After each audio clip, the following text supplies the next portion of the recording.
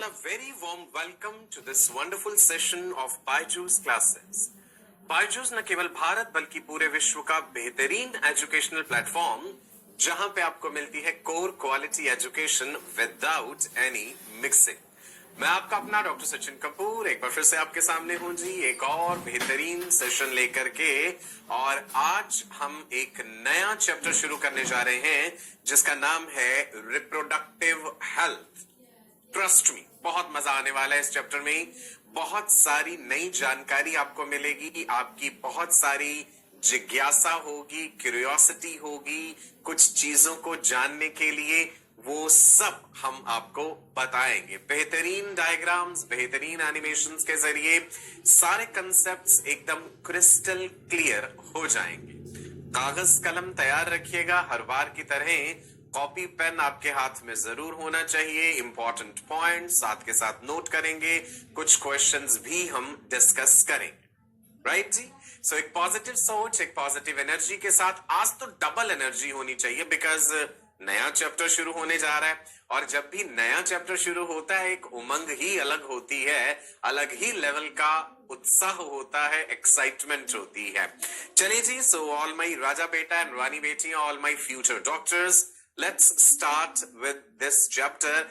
Heading दे लीजिए reproductive health. Okay, चलो तो सबसे पहले क्या जानना है हमें, क्यों जरूरी है इस रिप्रोडक्टिव हेल्थ के विषय को पढ़ना। करंटली अगर मैं बात करूं हमारी इंडियन सोसाइटी की, तो क्या क्या समस्याएं हैं जो हम फेस कर रहे हैं रिप्रोडक्टिव हेल्थ रिलेटेड इश्यूज को लेकर के। सबसे बड़ी बात तो है जी हमारी पॉपुलेशन, जनसंख्या इतनी तेजी से बढ़ रही है। अगर हम आजादी की बात करें 1947 ऑनवर्ड्स, तो भाई जनसंख्या जो है एक बहुत बहुत बड़ा हमारे लिए इशू है, ये पॉपुलेशन एक्सप्लोजन। समय समय पर सरकारी और गैर सरकारी संस्थाएं यानी government and non government organisations अलग अलग तरह के अभियान जो है वो चलाती रहती हैं, ताकि लोगों तक ये जानकारी पहुंचाई जा सके कि बढ़ती हुई जनसंख्या को रोकना कितना आवश्यक है। सो इंडिया, आप जानते हैं कि भाई पॉपुलेशन हमारी बहुत ज्यादा है। आप समझ सकते हैं कि रिसोर्सेस तो उस हिसाब से उतनी तेजी से नहीं बढ़ सकते ना, जिस हिसाब से जनसंख्या जो है वो बढ़ती जा रही है। कहते हैं ना कि food supply increases in arithmetic progression and population increases in geometric progression. इतनी तेजी से 2, 4, 8, 16 डबल डबल होती जा रही है। चलिए, सो ये पॉपुलेशन एक्सप्लोजन एक बहुत बड़ी समस्या है। इसके अलावा और भी कई समस्याएं हैं जो हमारी सोसाइटी फेस कर रही है, चाहे वो इनफर्टिलिटी की हो, टीनेज प्रेगनेंसीज की हो, है ना, चाइल्ड सेक्स अब्यूज को लेकर के हो, बहुत सारी प्रॉब्लम्स हैं। वन बाय वन हम डिस्कस करेंगे कि भाई क्या क्या समाधान हो सकते हैं इसके। चलिए, पॉपुलेशन एक्सप्लोजन का थोड़ा सा जिक्र करते हैं पहले।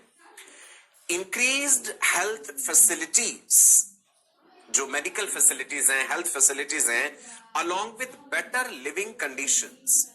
जो लिविंग कंडीशंस हैं, अगर हम बहुत समय पहले से कंपेयर करें तो अब इंप्रूव हुई हैं, हेल्थ फैसिलिटीज भी इंप्रूव्ड है। तो आप खुद ही सोच सकते हैं कि ये increased health facilities along with better living conditions, इनका बहुत ही एक्सप्लोसिव इंपैक्ट हुआ है पॉपुलेशन इंक्रीज पर। अगर हम पूरे विश्व की जनसंख्या की बात करें, the world population which was around 2 billion in 1900 rocketed to about 6 billions by 2000। लगभग अगर हम सन 1900 की बात करें और सन 2000 की बात करें, 100 सालों के अंतराल में ये जनसंख्या 2 बिलियन से बढ़ के 6 बिलियन हो गई। अगर हम पूरे विश्व की बात करें, धरती तो उतनी ही है, जल भी उतना है, वायु भी वही है और आकाश भी वही है। खुद ही सोचिए किस हद तक हम मदर नेचर को एक्सप्लॉइट कर रहे हैं। मदर नेचर रिवेंज लेती है। इकोलॉजिस्ट जो है, पर्यावरण का जो अध्ययन करते हैं वैज्ञानिक, वो ये बताते हैं कि यदि हम इसी प्रकार से मदर नेचर को एक्सप्लॉइट करते रहे तो एक गंभीर समस्या का रूप ले लेगी। तो समय रहते ही हमें समझ जाना। Our population, अगर हम इंडिया की बात करें, which was approximately 350 million at the time of our independence, आजादी के समय भारत जब आजाद हुआ है सन 1947, 350 मिलियन थी जनसंख्या, and it reached close to the billion mark by 2000 and it crossed 1 billion by May 2000। और अब आप देख लीजिए, और 20 साल 21 साल और आगे बढ़ चुके हैं, जनसंख्या और ज्यादा कितनी बढ़ चुकी हो। सो है ना, ये एक वाकई ही चिंताजनक विषय। अगर हम इसी डेटा के हिसाब से चलें, that means every 6th person in the world is an Indian. पूरे विश्व में अगर हम देखें कि भाई इंडिया की पॉपुलेशन कितनी है, पूरे वर्ल्ड की कितनी है, और हम कैलकुलेट करें स्टैटिस्टिकली, तो हर छठा पर्सन जो है, every 6th person in the world is an Indian. According to the 2001 census report, population growth rate was still around 1.7%, that is 17 per thousand per year, जो कि एक वाकई ही बहुत बड़ी चिंता की बात है। Such an alarming growth rate could lead to an absolute scarcity. यदि ये जनसंख्या इसी रफ्तार से बढ़ती रही तो वो दिन दूर नहीं है जब हर इंसान तक बेसिक जरूरत की चीजें भी नहीं पहुंच पाएंगी, चाहे वो फूड हो, चाहे वो शेल्टर हो, चाहे वो कपड़ा हो। रोटी, कपड़ा और मकान ही तो बेसिक जरूरतें हैं हर इंसान की, और यदि ये जनसंख्या इसी रफ्तार से बढ़ती रही तो वो दिन दूर नहीं है जब ये जीवन की बेसिक सुविधाएं भी हर इंसान को प्राप्त नहीं हो पाएंगी। चाहे हम कितना भी कह लें कि टेक्नोलॉजी में हम इतना आगे बढ़ गए हैं, विज्ञान में हमने इतनी तरक्की कर ली है, नहीं, जब तक इस जनसंख्या के ऊपर कंट्रोल नहीं होगा तो आप इन समस्याओं से नहीं लड़ पाएंगे। सवाल ये उठता है कि क्या मेन कारण है, reasons for high population in India? What are the different reasons? Let's understand. Okay, one by one सारे रीजंस हम देखते हैं, फिर हम देखेंगे कि सरकारी और गैर सरकारी संस्थाएं क्या काम कर रही हैं, पिछले कुछ सालों में क्या काम हुए हैं, राइट, इस चीज को लेकर के कि जनसंख्या को कंट्रोल किया जाए। High mortality and low life span, अगर हम शुरुआती दिनों की बात करें, अब तो चलिए जी और टेक्नोलॉजी इंप्रूव हुई है तो थोड़ा लाइफ स्पैन भी इंप्रूव हुआ है। बहुत बिगिनिंग की हम बातें करें, आजादी से पहले की भी, तो मोर्टेलिटी रेट हाई था, मरने की जो दर थी, लाइफ स्पैन भी कंपैरेटिवली कम था, तो जिसके कारण लोगों में ये होता था कि ज्यादा से ज्यादा बच्चे पैदा करो, राइट। इलिटरेसी, अनपढ़ता एक बहुत बहुत बड़ा विषय है। गांव देहात में अगर हम बात करें, इलिटरेसी लेवल ज्यादा है, अनपढ़ता ज्यादा है, तो लोगों की मानसिकता ये होती है जितने ज्यादा बच्चे होंगे उतने ही कमाने वाले ज्यादा हाथ होंगे। अगर गरीबी को दूर करना है तो भाई ज्यादा बच्चे पैदा कीजिए। जैसे ही वो 10 साल, 8 साल, 12 साल के होंगे तो वो कोई ना कोई छोटी मोटी मजदूरी का काम करना शुरू कर देंगे और वो पैसा कमा करके लेके आएंगे। लेकिन ये बिल्कुल गलत धारणा है। हमें साथ के साथ ये सोचना चाहिए कि एक बच्चे को जब हम इस नई दुनिया में लेके आते हैं तो उसके सही पालन पोषण के लिए उस पे भी तो पैसे का खर्च होगा, उसे सही शिक्षा देने के लिए, बेसिक जरूरतें उसकी पूरी करने के लिए भी तो हमें पैसा खर्चना होगा। तो यह मानसिकता रखना कि ज्यादा बच्चे होने से हमारी गरीबी दूर हो जाएगी, वो ज्यादा पैसा कमा लेंगे, ये बिल्कुल गलत है, right. Aversion from family planning, family planning को लेकर के कोई प्रॉपर लोगों के पास जानकारी नहीं थी। अब सरकारी और गैर सरकारी संस्थाओं ने बहुत काम करा है मासेस तक, कॉमन लोगों तक ये बात पहुंचाने के लिए कि फैमिली प्लान करनी चाहिए, 2 बच्चों से ज्यादा बच्चे नहीं होने चाहिए, है ना। पहले ये सब चीजें नहीं थी। चाइल्ड मैरिज, एक और बहुत बड़ी बात की भाई बच्चे जैसे ही प्यूबर्टी एज तक पहुंचे भाई उनकी शादी कर देनी चाहिए, बाल विवाह जिसे कहते हैं। आपको जाके हैरानी होगी कि अभी भी भारत के कई जगह ऐसी हैं जहां पे ये रिवाज है बाल विवाह का, है ना। आप टीवी में भी या और कई सोशल मीडिया पे भी इससे रिलेटेड कई अवेयरनेस प्रोग्राम्स भी देखते होंगे कि child marriage is still practised, which is wrong. एक सर्टन एज तक आकर के ही इंसान की शारीरिक और मानसिक जो है डेवलपमेंट हो पाती है कि वो शादी जैसी इस जिम्मेदारी को सही तरीके से निभा सके। प्रेफरेंस फॉर मेल किड्स, आप जानते हैं कि बात, नॉट ओनली इंडिया, और भी कई कंट्रीज में ऐसा है दैट द मेल सेक्स और the male gender is considered to be superior than the female gender, which is wrong, है ना। दोनों को बराबरी से ही हमें जो है तोलना चाहिए। सो मेल बच्चा होने के लिए एक इच्छा जो है वो एक कारण बन जाती है कि अगर पहले से फीमेल चाइल्ड है तो भाई बार बार प्रेगनेंसी के लिए ट्राई करें कि मेल चाइल्ड हो जाए।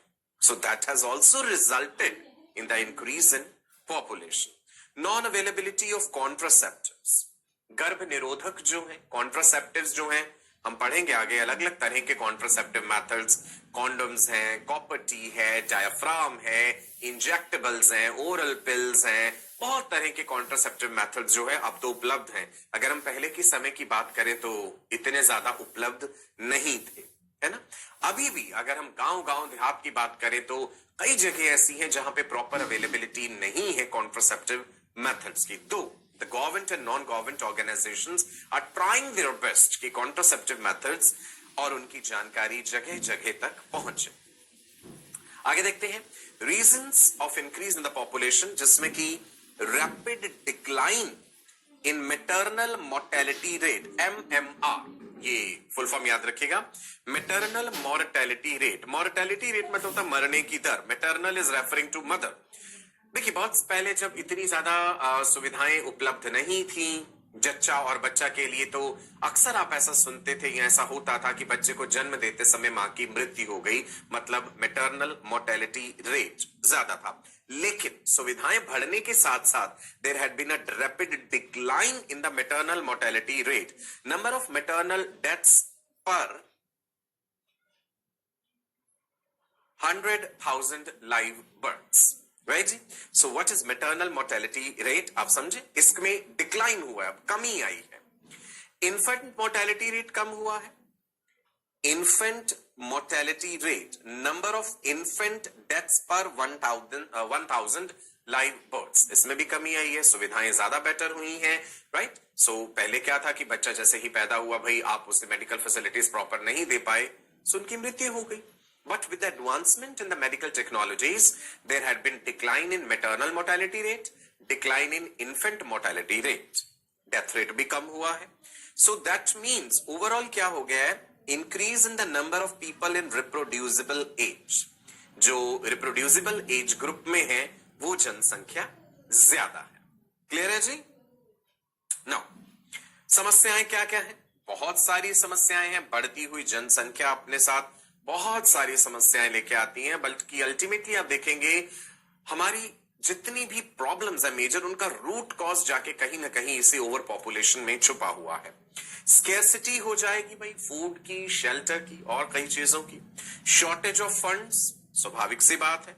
ओवर कंजम्पशन, जितना भी फूड अवेलेबल है ओवर कंजम्पशन हो रहा है उसका। इकोलॉजिकल इम्बैलेंस तो क्रिएट होगा ही होगा जब आप मदर नेचर को beyond a certain limit exploit करने लगेंगे, the mother nature will take revenge. कई नेचुरल कैलामिटीज जो होती हैं, जो इकोलॉजिस्ट हैं, जो पर्यावरण विशेषज्ञ हैं, वो रिलेट करके बताते हैं कि किस प्रकार से इंसान जो है, क्या आप जानते हैं human beings are the most dangerous species on this planet.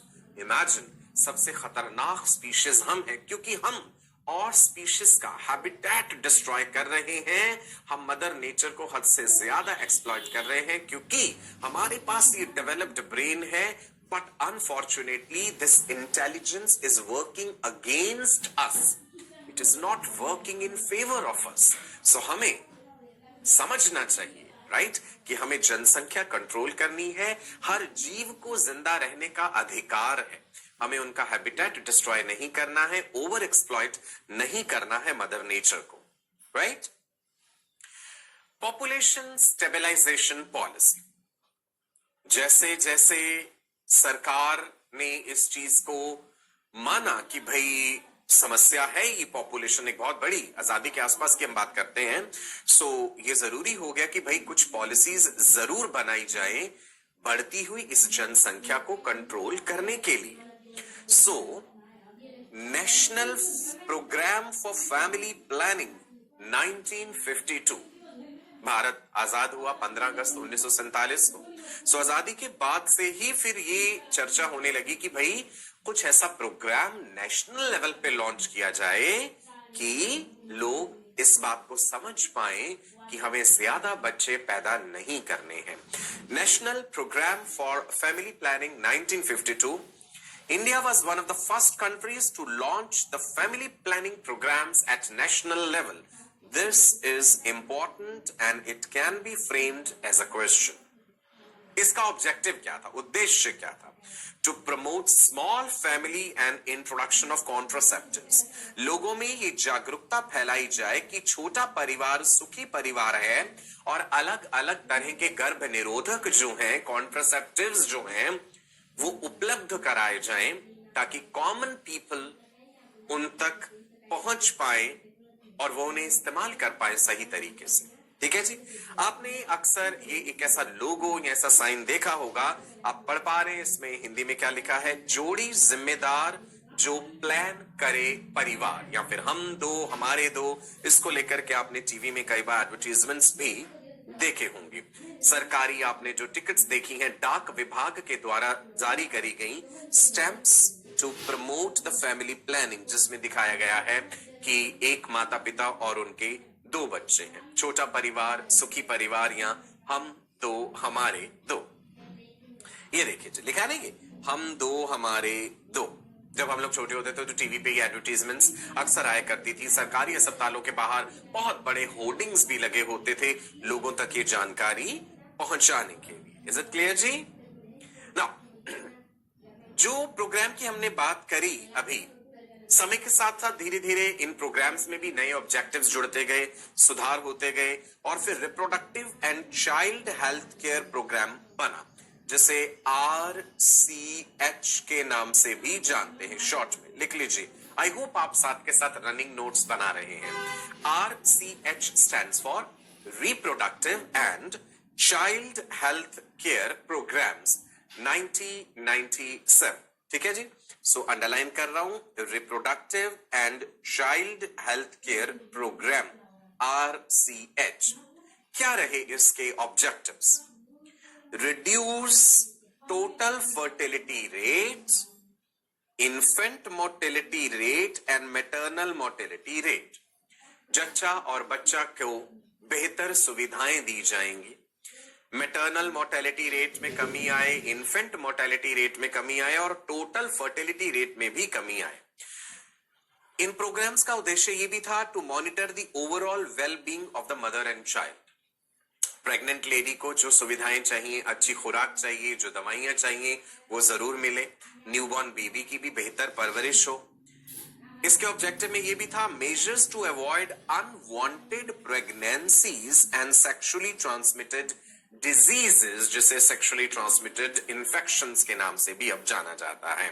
Right, that means लोगों तक ये भी जानकारी पहुंचाई जाए कि भाई अनवांटेड प्रेगनेंसीज अगर हो भी गई हैं, सो किस प्रकार जो है आगे फिर हम उसका कंट्रोल कर सकते हैं। MTP के बारे में हम पढ़ेंगे, that is medical termination of pregnancy. हम जानेंगे कि कितने हफ्तों तक लीगली परमिटेड होता है medical termination of pregnancy. Sexually transmitted diseases के बारे में डिटेल में जानेंगे। निजीरिया गोनोरिया जो है वो गोनोरिया करता है, ट्रेपोनिमा पैलाइडम जो है सिफिलिस करता है, बहुत सारी बीमारियां हैं, हेपेटाइटिस बी है, HIV है। We will discuss all these sexually transmitted infections.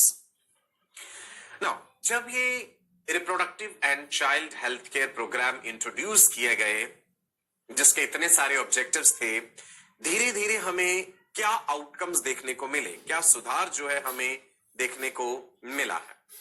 Access to good health care for pregnant females, अगर सेक्सुअली ट्रांसमिटेड इन्फेक्शंस हैं उनका सही इलाज किया जाए।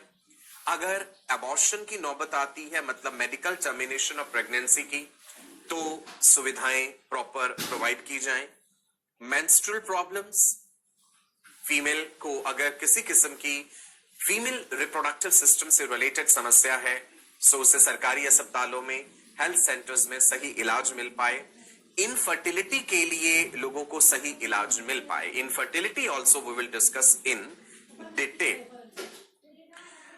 आप देखिए कि जैसे जैसे ये प्रोग्राम्स इंप्लीमेंट हुए हैं, हालांकि हमारे पास बहुत सारी लिमिटेशंस भी आती हैं।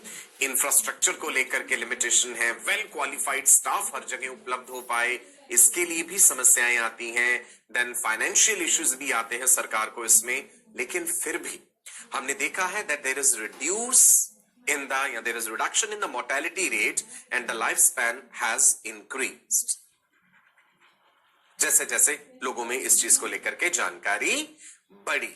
नाउ एक और इंपॉर्टेंट बात है भाई, शादी की उम्र जो है वो सरकारी रूप से निर्धारित करी गई फीमेल्स के लिए 18 साल और मेल्स के लिए 21 साल। क्या ये बात आपको पता थी कि लड़कियों के लिए जो लीगल एज है कानूनन शादी करने की वो 18 साल है और बॉयज के लिए 21 साल।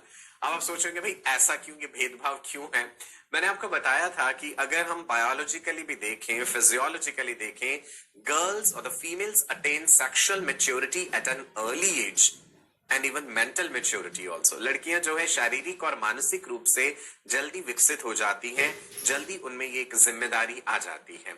अगर हम बॉयज की बात करें, so as I told you that males के केस में सेक्सुअल मेच्योरिटी गर्ल्स के कंपैरिजन में 1.5-2 साल का डिले रहता है। 12 से 14 साल की उम्र तक या कुछ में 14 से 15 साल की उम्र तक जो है सेक्सुअल मेच्योरिटी आती है और मेंटली मेच्योर होते होते और ज्यादा समय लग जाता है। दूसरी बात यह है कि पढ़ लिख करके अगर आप ग्रेजुएशन करके भी किसी नौकरी पे भी लगे हैं या कुछ अपना भी कोई प्रोफेशन कर रहे हैं, सो एटलीस्ट थोड़ा पैसा इंसान कमा चुका हो कि फाइनेंशियली अपने आप को वो स्टेबल कुछ हद तक कर चुका हो कि वो शादी जैसी एक इतनी बड़ी जिम्मेदारी को संभाल पाए, राइट? यहाँ पे थोड़ी सी एक मजाक की बात भी बताता हूं कि वोट देने के लिए तो उम्र 18 साल है, लेकिन आपको अपनी पत्नी का चुनाव करने के लिए उम्र 21 साल है। तो आप अपना नेता तो चुन सकते हैं। बॉयज के लिए ये बात कह रहा हूं, यदि आप 18 साल के हैं, सरकार ने वोट के लिए तो यही उम्र रखी है ना, एडल्ट जब हम कह देते हैं। लेकिन 18 साल की उम्र होने पर भी बॉयज आप कानूनन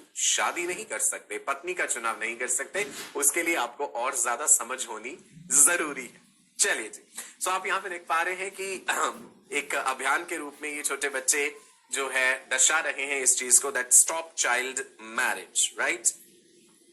बढ़िया बात बताई ना मैंने आपको। चलो जी, नाउ सेक्स एजुकेशन के इस सेंसिटिव विषय को स्कूल लेवल पे इंट्रोड्यूस किया गया। That means there should be introduction of sex education at school level. अब ये एक बड़ा ही सेंसिटिव विषय हो जाता है कि क्या स्कूल्स में बच्चों को सेक्स एजुकेशन देनी चाहिए, सेक्स की जानकारी देनी चाहिए। सेक्स जैसा शब्द ही हमारे समाज में एक टैबू की तरह है। टैबू का मतलब होता है एक ऐसा विषय जिसके बारे में आप खुल करके चर्चा नहीं कर सकते, जिसके बारे में कुछ भी कहना ओपनली वर्जित होता है ना। बचपन से ही हमारा जो समाज का जिस किस्म से बनावट है, घर परिवार में जिस किस्म की हमें परवरिश मिली होती है, वहां पे अपने पेरेंट्स के साथ खुल करके इस विषय पे बात कर पाना बड़ा ही मुश्किल हो जाता है ना। सो सेक्स एजुकेशन क्यों ना स्कूल लेवल पे दिया जाए, जो स्कूल के टीचर्स हैं वो बच्चों को बेहतर तरीके से बता पाए इस बारे में, इससे पहले कि बच्चे गलत जानकारी कहीं से इकट्ठी कर लें, क्योंकि माइंड तो इनक्विजिटिव है ना, क्यूरियोसिटी है। आप उस उम्र के उस दौर में है कि आप चीजों को एक्सप्लोर करना चाहते हैं, आप चीजों को जानना चाहते हैं, लेकिन ऐसे में सही जानकारी का अभाव होने पे गलत जानकारी मिलने के चांसेस ज्यादा हो जाते हैं। लेकिन जब सेक्स एजुकेशन जैसा ये विषय स्कूल लेवल पे इंट्रोड्यूस किया गया तो इसमें भी बहुत से चैलेंजेस आए। हमें well trained, well qualified staff चाहिए था। कौन सी क्लास से सेक्स एजुकेशन इंट्रोड्यूस किया जाए? क्या 9th 10th के बच्चों को ये बातें बताई जाए या 5th 6th क्लास से ही बताया जाए? अगर बहुत पहले बता देंगे तो कहीं बहुत जल्दी तो नहीं हो जाएगा? अगर हम 9th 10th में बताएंगे तो कहीं बच्चे पहले से ही तो गलत जानकारी लेकर के ना बैठे हों, और अगर हम उन्हें बताना शुरू कर दें तो कहीं बच्चे और ज्यादा एक्सप्लोर तो नहीं करने लग जाएंगे, है ना। सो दैट मीन्स बहुत सारे इश्यूज इसमें आए और कुछ स्टेट्स इसे इंप्लीमेंट कर पाई और कुछ स्टेट्स इस टॉपिक को इंप्लीमेंट नहीं कर पाए। So it is not only teachers जिनका रोल होना चाहिए बच्चों को सेक्स एजुकेशन देने में, role of parents, relatives, your friends is also required. लेकिन स्वाभाविक है कि भाई उनके पास उस चीज की खुद बेहतर जानकारी होनी चाहिए ना। जो फर्टाइल कपल्स हैं, जो इस एज ग्रुप में है, रिप्रोड्यूसिबल एज ग्रुप में, उन्हें बर्थ कंट्रोल मेथड्स की सही जानकारी होनी चाहिए। प्रेग्नेंट फीमेल्स की सही से केयर होनी चाहिए, जो कि इस प्रोग्राम्स के तहत हो रही है। पोस्ट नेटल केयर भी, कि भाई बच्चे के जन्म के बाद भी तो मदर की केयर होना जरूरी है, पौष्टिक आहार उसे मिलना चाहिए। Importance of the breast feeding, the mother should understand कि उसे स्तनपान कराना जो है अपने न्यूबॉर्न बेबी को कितना आवश्यक है। बेबी का अपना डाइजेस्टिव सिस्टम तो अभी इतना डेवलप नहीं हुआ है कि आप उसे बाहर से कोई फूड दे सके, है ना। So mother's milk is best for baby. Colostrum, जो शुरुआत के कुछ दिनों में जो माँ का पीला गाढ़ा दूध जिसे कहते हैं colostrum, that is rich in antibodies, वो बहुत जरूरी है बच्चे के लिए, जिससे कि बच्चे की अपनी रोग प्रतिरोधक शक्ति जो है, बीमारियों से लड़ने की जो शक्ति है वो बढ़ती है, बिकॉज उसमें एंटीबॉडीज होती हैं। आपको मैंने बताया भी था, कोलोस्ट्रम जो है first milk, this is important, colostrum is first milk, और इसमें क्या है, एंटीबॉडीज। कौन सी एंटीबॉडीज है, इसमें सिक्रीटरी एंटीबॉडीज हैं। ये इंपॉर्टेंट है, ये क्वेश्चन पूछा जा सकता है। IgA antibody, immunoglobulin alpha. Clear जी? ओके। नाउ रिप्रोडक्टिव ऑर्गन्स के बारे में सही जानकारी बच्चों को देना जरूरी है, उनकी फंक्शनिंग के बारे में, राइट। प्रॉपर हाइजीन मेंटेन करके रखनी है रिप्रोडक्टिव ऑर्गन्स की, साफ सफाई बहुत जरूरी है। एडोलेसेंस एज में होने वाली जो समस्याएं हैं शारीरिक और मानसिक, इनके बारे में बच्चों को बताना जरूरी है। Safe and hygienic sexual practices, sexually transmitted diseases जिन्हें सेक्सुअली ट्रांसमिटेड इन्फेक्शंस भी कहते हैं, उनसे बचना जरूरी है। अगर इन्फेक्शन हो जाए सो डॉक्टर तक जाना बहुत जरूरी है। सही क्वालिफाइड डॉक्टर का जो है सजेशन लेना और उससे इलाज करवाना आवश्यक है। ओके। नाउ एक और इंपॉर्टेंट चीज मैं आपको बताना चाहूंगा, amniocentesis. This is a very very important and useful technique, लेकिन इसका मिस यूज हो जाता है। अगर आप कहें ना कि amniocentesis is a useless technique, नहीं, ये गलत है। एमनियोसेंटेसिस तो एक बहुत ही यूजफुल टेक्निक है। इसमें हम क्या करते हैं, प्रेग्नेंट फीमेल का जो है अल्ट्रासाउंड करते हुए साथ के साथ a needle is introduced into the uterus, एक नीडल यूट्रस में डाल के थोड़ा सा एमनियोटिक फ्लूइड निकालते हैं। एमनियोटिक फ्लूइड में सेल्स होते हैं, एमनियोसाइट्स। उन एमनियोसाइट सेल्स को लेबोरेटरी में कल्चर किया जाता है, राइट। जैसे ये रहे एमनियोसाइट्स, मैं लिख दूं यहां पे, amniocytes, the cells in the amniotic fluid. Amniocyte cells are taken out from the amniotic fluid. These are cultured in lab. Laboratory में इन सेल्स को कल्चर करके फिर हम इन्हें स्टडी करते हैं फॉर क्रोमोसोमल एब्नॉर्मैलिटीज। तो इसमें क्या होता है कि बच्चे के जन्म से पहले हम जान सकते हैं कि कहीं उस बेबी में क्रोमोसोमल एब्नॉर्मैलिटी तो नहीं है। That means it is a very useful technique। और फिर अकॉर्डिंगली ये पेरेंट्स एंड डॉक्टर्स मिलकर के डिसाइड कर सकते हैं कि MTP, medical termination of pregnancy, करवाना है या नहीं करवाना है। वो हम डिस्कस करेंगे आगे कि किन कंडीशंस में ये परमिटेड होता है। लेकिन इसका मिसयूज कहां हो जाता है बेटा, कि इस टेक्निक के जरिए जब हम क्रोमोसोम्स को स्टडी कर रहे हैं तो हमें यह भी पता चल जाता है कि वो क्रोमोसोम्स बच्चे के XX है या XY है। आप जानते हैं अगर XX है तो इट्स अ फीमेल चाइल्ड, अगर XY है तो इट्स अ मेल चाइल्ड। और अगर डॉक्टर ये चीज डिस्क्लोज कर देता है पेरेंट्स को, the chances that the parents they can decide और they can go for female foeticide, right, भ्रूण हत्या जिसे हम कहते हैं, फीमेल फीटिसाइड हो सकता है इसमें, है ना। सो इसीलिए there is ban on foetal sex determination methods, कि इसके जरिए सेक्स डिटर्मिनेशन नहीं करना है। Otherwise it's a useful technique. ऐसा नहीं कि एमनियोसेंटेसिस कहीं हो ही नहीं सकता, नहीं, एमनियोसेंटेसिस होता है, लेकिन वहां पे फिर सेक्स जो है बच्चे का वो डिस्क्लोज नहीं करना है डॉक्टर के लिए। ये कानूनन एक बहुत बहुत बड़ा अपराध है। Ultrasound scanning to determine sex. Now ultrasound और the sonography, very useful technique to study the foetal health. जो बच्चा डेवलप हो रहा है मदर के यूट्रस में, उसकी हेल्थ अगर हम जानना चाहते हैं कि उसका हार्ट डेवलपमेंट प्रॉपर है, ब्रेन डेवलपमेंट प्रॉपर है या नहीं है, ये सारी चीजें हमें सोनोग्राफी से पता चल जाती हैं। लेकिन अगेन इसका मिसयूज कर लिया जाता है यह जानने के लिए कि डेवलपिंग बेबी मेल है या फीमेल है, and again that thing female foeticide, right? So you got it. दोनों टेक्निक्स यूजफुल हैं, बट दुर्भाग्यवश इनका मिसयूज कर लिया जाता है, राइट? तो इसीलिए सरकार ने जो है इसे कानूनन रूप से अपराध घोषित करा है कि ऐसा नहीं होना चाहिए ना। फैमिली प्लानिंग के मेथड्स को लेकर के भी रिसर्च हो रही है। हम जिक्र क्या कर रहे हैं ओवरऑल की reproductive and child health care जो प्रोग्राम्स हैं उनके तहत क्या क्या बातें हैं, क्या क्या आउटकम्स हैं उसके। Research of newer, better and easier to use family planning methods. हम बहुत सारे फैमिली प्लानिंग मेथड्स की बात करेंगे। टेम्परेरी मेथड्स भी होते हैं, परमानेंट मेथड्स हैं। परमानेंट में आपने वेसेक्टॉमी, ट्यूबेक्टॉमी सुना होगा, है ना। टेम्परेरी मेथड्स में ओरल पिल्स हैं फीमेल्स के लिए, माला डी, माला एन, मेल के लिए कॉन्डोम्स हैं, फीमेल्स के लिए भी कॉन्डोम्स हैं। आपको बताऊंगा कि फीमेल कॉन्डोम्स कैसे इस्तेमाल किए जाते हैं। They are not much popular in India, right. Diaphragm के बारे में बताऊंगा, कॉपर टी के बारे में बताऊंगा। अब आइडियल कॉन्ट्रासेप्टिव कैसा होना चाहिए वो भी हम जानेंगे, है ना।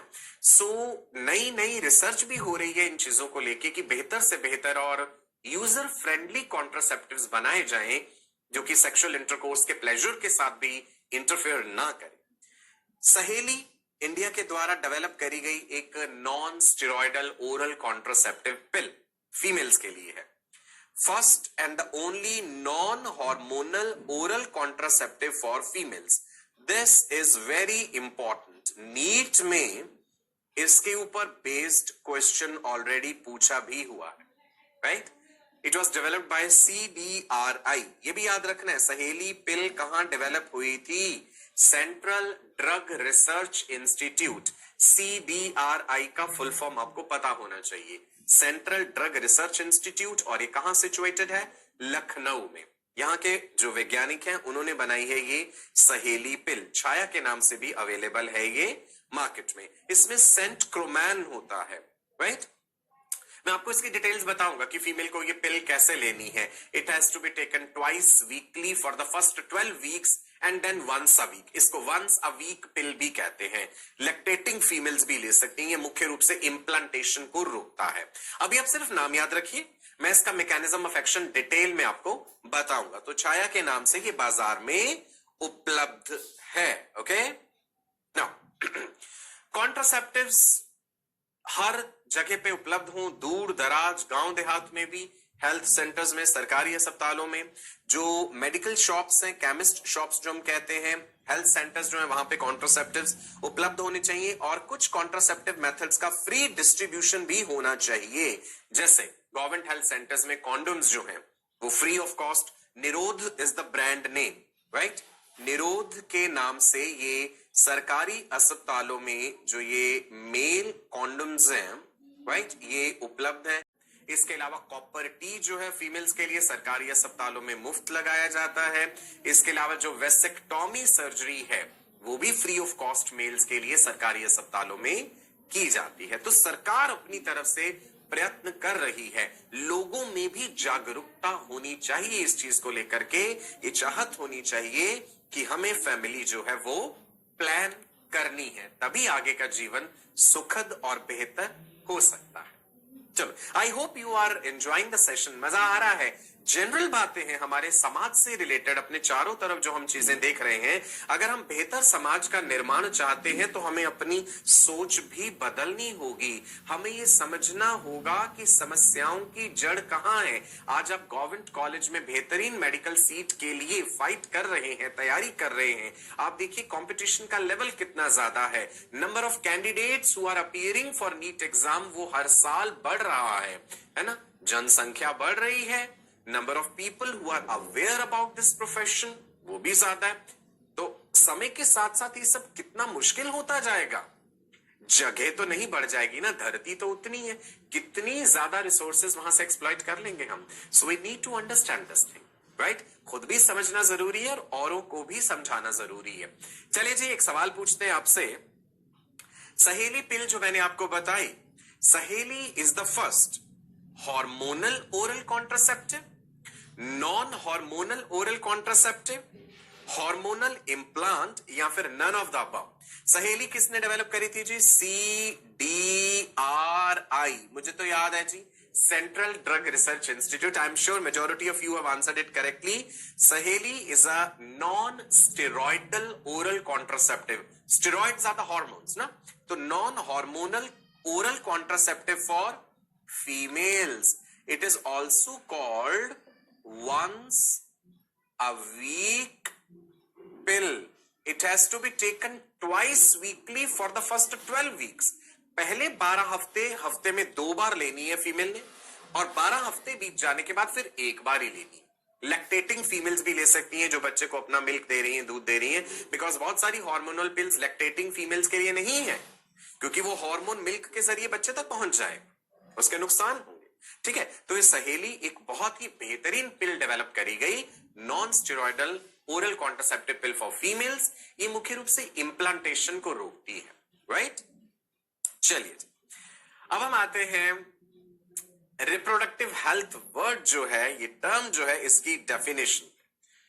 हेल्थ तो आप जानते हैं, WHO वर्ल्ड हेल्थ ऑर्गेनाइजेशन ने कहा कि भाई health is not only absence of disease, कि आपको कोई बीमारी नहीं है तो आप नहीं कह सकते मैं हेल्दी हूं। Health is a very broad term. Physically healthy होना जरूरी है, मेंटली, इमोशनली, और अब तो स्पिरिचुअल हेल्थ भी ऐड कर दिए गए इसमें। रिप्रोडक्टिव हेल्थ से क्या मतलब है, नोट कर लेंगे आप डेफिनेशन, ठीक है जी। Reproductive health is physical, emotional, behavioural and social well-being in all the aspects of reproduction। आपको फिजिकली हेल्दी होना तो जरूरी है कि भाई कोई डिजीज ना हो, कोई सेक्सुअली ट्रांसमिटेड इन्फेक्शन ना हो। इमोशनली आपको मानसिक रूप से भी, भावनात्मक रूप से भी आपको ठीक होना है, मेंटली भी, बिहेवियरली भी, आपके स्वभाव में भी सही बातें होनी चाहिए। सोशल इंटरेक्शन जो है आपका समाज के और लोगों से लेकर के रिप्रोडक्टिव हेल्थ इश्यूज को लेकर के, वो भी सामान्य होना जरूरी है, तभी एक ऐसी सोसाइटी रिप्रोडक्टिवली हेल्दी सोसाइटी कहलाएगी ना। यहां पे सबसे इंपॉर्टेंट बात जो अब हम पहले डिस्कस करेंगे, that is about contraceptive methods, right, और द बर्थ कंट्रोल मेथड्स। आप देख पा रहे हैं एक डॉक्टर के पास एक मैरिड कपल जो है वो बैठे हैं, वो जानकारी चाहते हैं कि भाई क्या मेथड हम इस्तेमाल कर सकते हैं ना।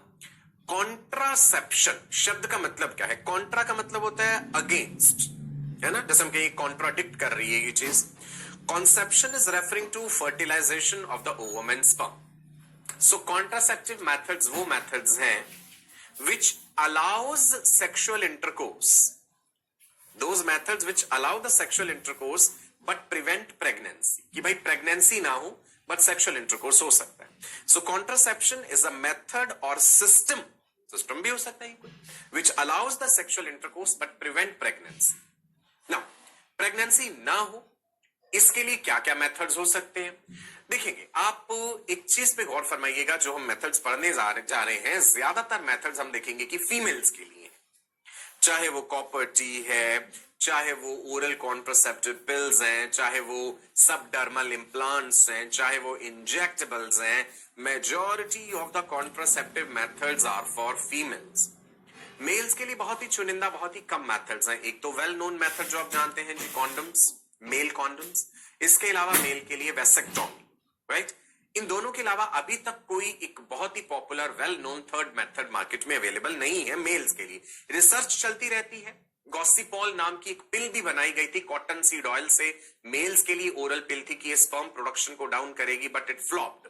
वो क्यों फ्लॉप हुई वो भी मैं आपको बताऊंगा, कि स्पर्म प्रोडक्शन को डाउन करने के साथ साथ ये मेल सेक्स हार्मोन टेस्टोस्टेरोन का लेवल भी डाउन कर देती थी। गॉसिपॉल पिल for mails, cotton seed oil, Gossypium होता है ना कॉटन का नाम, उससे बनाई गई थी, बट ये चल नहीं पाई, चाइना में बनाई गई थी। हम पढ़ेंगे इसके बारे में आगे, है ना। इसके अलावा और भी कई मेल मेथड्स जो हैं मेल के लिए वो चल रहे हैं रिसर्च में, लेकिन करंटली जो उपलब्ध हैं that is male condoms and vasectomy. अब आप कहेंगे कि भाई फीमेल्स को ही क्यों टारगेट कर रहे हैं हम कॉन्ट्रासेप्शन के लिए, ज्यादातर मेथड्स फीमेल्स के लिए क्यों है? अब आप खुद ही सोचिए इसके अलग अलग रीजंस। नंबर 1, एक फीमेल एक मंथली साइकिल में जनरली एक ही ओवा बना रही है, mail every second thousands and thousands of sperms बना रहे. It is easy to suppress the production of one ova as compared to suppression of millions of sperms. एक ओवा की प्रोडक्शन को रोक पाना ज्यादा आसान होगा बशर्ते कि आप लाखों करोड़ों स्पर्म्स की प्रोडक्शन को रोक रहे हैं और अगर उनमें से कुछ भी जिंदा बच गए तो वो फर्टिलाइजेशन करवा सकते हैं. तो पहला रीजन तो ये हो गया. दूसरा रीजन ये है कि फीमेल में हमें कॉन्ट्रासेप्शन के लिए एक वाइडर चॉइस मिल जाती है. एक फीमेल में हम ओव्यूलेशन को रोक सकते हैं, ऐसे मेथड डेवलप कर सकते हैं. हम फर्टिलाइजेशन के लेवल पे रोक सकते हैं उस चीज को. फर्टिलाइजेशन भी हो गया तो इम्प्लांटेशन के लेवल पे रोक सकते हैं. तो फीमेल में एक वाइडर चॉइस है. मेल में हमारे पास इतने ज्यादा चॉइस नहीं है सिवाय इसके कि हम स्पर्म प्रोडक्शन को रोकें. ठीक है जी. नाउ इसके अलावा एक बड़ा ही important reason, ultimately it is female who will be getting pregnant out of that act. अगर सेक्सुअल इंटरकोर्स होता है तो उसका नतीजा किसे भुगतना है? प्रेग्नेंट किसने होना है? फीमेल ने.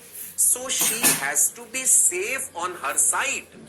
उसे स्वयं को सेफ रखना है. उसे ये एश्योरेंस होनी चाहिए कि कॉन्ट्रासेप्टिव मेथड उसने यूज करा है.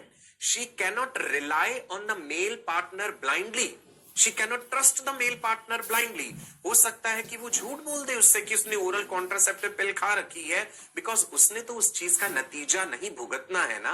Ultimately she will be the sufferer. I hope आप समझ रहे हैं. एक बड़ा इंपॉर्टेंट रीजन है कि हम ज्यादातर मेथड्स फीमेल्स के लिए क्यों बना रहे हैं, क्योंकि उसे एश्योरेंस हो जाएगी ना कि भाई हाँ उसने खुद ने डायफ्राम यूज करा हुआ है, या उसने कॉपर टी लगवाई हुई है, या वो रेगुलर पिल्स ले रही है, या उसने हार्मोनल इंजेक्शंस लिए. अगर वो काम उसने खुद करा है तो वो श्योर है कि वो प्रेग्नेंट नहीं होगी, unless and until contraceptive method किसी कारण से फेल हो जाता है.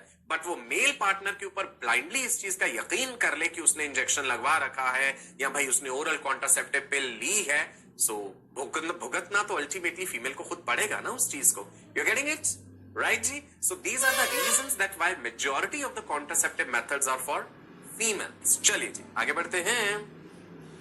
कॉन्ट्रासेप्शन शब्द को मैं डिफाइन करता हूं कि कॉन्ट्रासेप्शन का मतलब क्या है.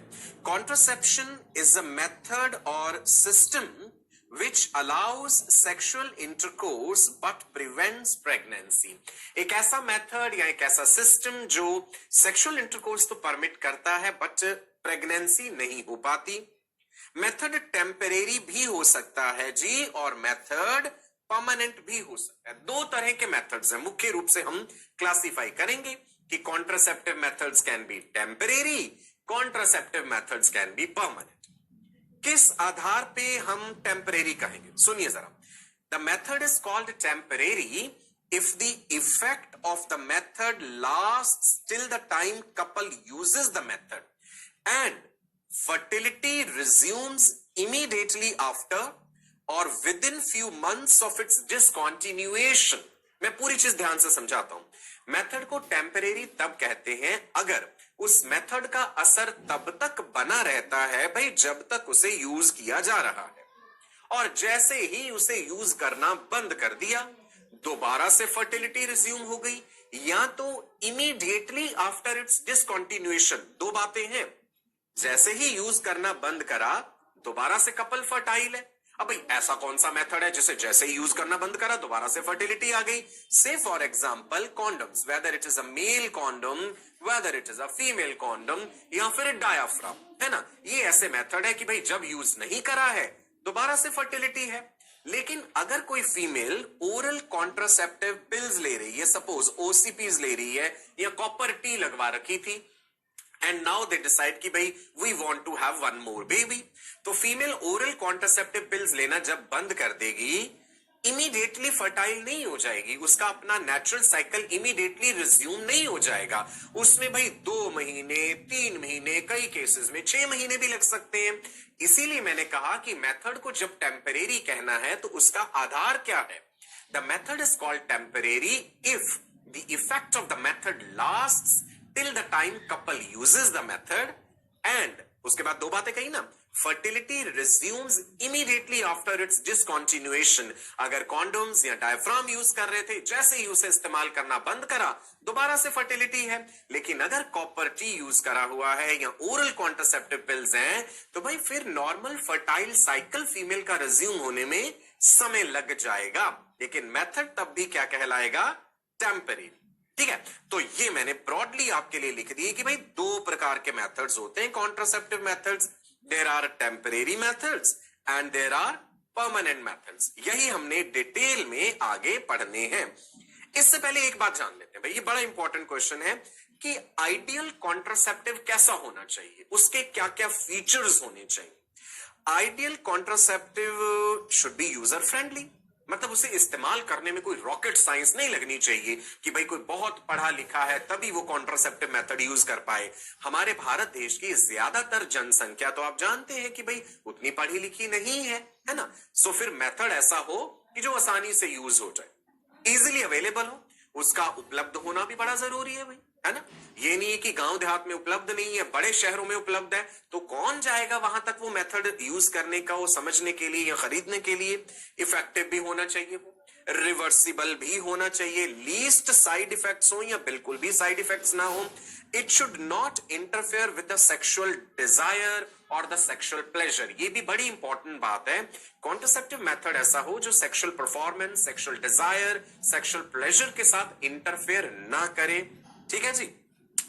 दुर्भाग्यवश, अनफॉर्चुनेटली, ऐसा कोई भी कॉन्ट्रासेप्टिव मेथड अभी तक नहीं बना है जिसमें ये सारे गुण हो, जिसमें ये सारे फीचर्स हो। सस्ता भी होना चाहिए भाई, ये भी बड़ा जरूरी है हमारे देश में। आप समझ सकते हैं कि कॉन्ट्रासेप्टिव मेथड के लिए लोग ज्यादा धनराशि, ज्यादा पैसा खर्च नहीं करेंगे, तो ये बड़ा आवश्यक है कि वो मेथड सस्ता भी हो, हर जगह उपलब्ध हो। जितनी भी बातें मैंने बोली, बट अनफॉर्चुनेटली कोई भी कॉन्ट्रासेप्टिव मेथड अभी तक ऐसा डिजाइन नहीं है जिसमें ये सारे मेथड्स हो, जिसे आप कह सकें कि ये एक आइडियल कॉन्ट्रासेप्टिव मेथड है। ठीक है जी ना। हमें जो टेम्परेरी मेथड्स पढ़ने, दो ब्रॉड कैटेगरीज बताई है मैंने, टेम्परेरी एंड परमानेंट। परमानेंट में आपको वेसेक्टॉमी एंड ट्यूबेक्टॉमी के बारे में बताऊंगा। जो टेम्परेरी मेथड्स हैं, इसमें हम पढ़ेंगे नेचुरल मेथड्स के बारे में, बैरियर मेथड्स जिसमें हम कॉन्डम्स डिस्कस करेंगे, male condoms, female condom, diaphragm, vaginal douching, chemical methods के बारे में भी जानेंगे, राइट जी। इसके अलावा सबडर्मल इम्प्लांट्स होते हैं, नॉर प्लांट है, इम्प्लानॉन है, ये बताऊंगा आपको। सर्जिकल मेथड्स जो है ये आ जाते हैं वेसेक्टॉमी या ट्यूबेक्टॉमी, जो कि परमानेंट मेथड्स हैं, या हम कहते हैं भाई नियरली इरिवर्सिबल मेथड्स हैं। ओके, सबसे पहले देखते हैं जी नेचुरल मेथड से हमारा मतलब क्या है। प्राकृतिक मेथड भाई, जिसमें हमने कोई दवाई नहीं इस्तेमाल करी, हमने और कोई चीज नहीं यूज करी, सिर्फ कुछ बिहेवियरल चेंजेस हैं इसमें जो हमें इनकॉर्पोरेट करने हैं अपनी सेक्स लाइफ में, and they are natural methods. Natural method में आप देख पा रहे हैं, they avoid meeting of the egg cell and the sperm. There is no need of chemicals or the physical equipment. कोई कॉपर टी, कोई condom, कोई किसी किस्म का हार्मोन इस्तेमाल नहीं हो रहा। बस हम ये कह रहे हैं कि egg cell, female gamete and male gamete आपस में मिल नहीं पाएंगे, हमें कुछ ऐसा कर देना है। ठीक है जी। तो नेचुरल मेथड्स में हमारे पास तीन मेन मेथड्स हैं, देख लीजिए कौन कौन से। Periodic abstinence or the rhythm method, important. Periodic abstinence or the rhythm method, जिसे हम कैलेंडर मेथड भी कहते हैं। Number 2 is coitus interruptus or the withdrawal method. Number 3 is lactational amenorrhea, LAM. That means the absence of menstruation in a breastfeeding female. जब तक mother अपना milk दे रही है बच्चे को, उसका प्रोलैक्टिन लेवल ज्यादा रहता है, और high level of prolactin suppresses ovulation, लेकिन इसका भी फेलियर रेट है। ये जितने भी ये तीन मेथड्स बता रहा हूं ना, ऐसा नहीं है कि भाई ये 100% सक्सेसफुल है, इनका कोई फेलियर रेट है ही नहीं, ऐसा नहीं है। सबका अपना अपना इंडिविजुअल फेलियर रेट होता है। हम ये डिस्कस करेंगे कि मैक्सिमम फेलियर रेट किसका है या मिनिमम फेलियर रेट किसका है। Through out the world most popular contraceptive method कौन सा है, इंडिया में मोस्ट पॉपुलर कॉन्ट्रासेप्टिव मेथड कौन सा है, अर्बन इंडिया में कौन सा है, रूरल इंडिया में कौन सा है, इसी तरह के क्वेश्चंस जो है वो नीट एग्जाम में आपसे पूछे जाते हैं। तो नेचुरल मेथड्स में ये जो 3 मेथड्स हैं हमारे सामने, दैट इज पीरियोडिक एब्स्टिनेंस और द रिदम मेथड और the calendar method, and second is coitus interruptus or the withdrawal method, and lactational amenorrhea, that is absence of menstruation. Now periodic abstinence या rhythm method से क्या मतलब है, बिल्कुल सादी भाषा में आपको बताता हूं, डिटेल में हम अगली क्लास में डिस्कस करेंगे। ये मेथड ये कहता है कि भाई if a couple is planning not to have kids, right, then they should indulge in sexual intercourse during those days when the chances of pregnancy are minimum. safe period जो है, अब सेफ पीरियड कैसे calculate करेंगे? Female का जो reproductive cycle है भाई 28 days का हो भी सकता है, नहीं भी हो सकता, मान लीजिए 28 डेज का है, तो उसका डे ऑफ ओवुलेशन क्या होगा, मैंने आपको बताया था ना, 28 में से 14 माइनस कर दीजिए, दैट इज डे 14। वो जो 14वां दिन है साइकिल का, तब ओवुलेशन हो रहा है। लेकिन ये कोई हार्ड एंड फास्ट रूल नहीं होता कि वो डे 14 पे ही होना है, प्लस माइनस 2 डेज हो सकता है, 12वां दिन, 13वां दिन, 14वां दिन, 15, 16 इन दिनों में ओवुलेशन हो सकता है ना। तो मतलब ये फीमेल का फर्टाइल पीरियड है। Sexual intercourse should be avoided during these days. उन दिनों में सेक्सुअल इंटरकोर्स नहीं होगा, बाकी दिनों में होगा तो कंपैरेटिवली कम चांसेस है। आने वाले सेशन में आपको बताऊंगा मैं कि there is not even a single day in the entire reproductive cycle when the chances of pregnancy are 0%। ऐसा नहीं है कि आप कह देंगे और दिनों में 0% चांस होगा, वो भी हम समझेंगे लेकिन अगले सेशन में। ठीक है, आज के लिए मैंने एक हल्का सा इंट्रोडक्शन आपको दे दिया है पीरियोडिक एब्स्टिनेंस मेथड के बारे में, जिसे हम कैलेंडर मेथड भी कहते हैं। ठीक है जी, ये मेल्स और फीमेल्स दोनों के लिए हो गया, रिवर्सिबल है, शॉर्ट टर्म मेथड है, इसका भी फेलियर रेट होता है। ठीक है, चलो जी, तो आज के लिए हम इतना ही रखते हैं। जितना आपने नोट्स बनाए हैं साथ के साथ रनिंग नोट्स, इनको रिवाइज जरूर कीजिएगा। आने वाला सेशन भी बहुत इंटरेस्टिंग होने वाला है आपके लिए, you will be enjoying it, कई नई चीजें आपको पता चलेंगी। ठीक है जी, डेली प्रैक्टिस पेपर्स जरूर प्रैक्टिस करते रहिए। मैं आपका अपना डॉक्टर सचिन कपूर अब आपसे विदा लेता हूं जी, आपको नमस्कार कहता हूं, ढेरों गुड विशेस देता हूं for your bright and prosperous future. नमस्कार, bye bye, God bless you all.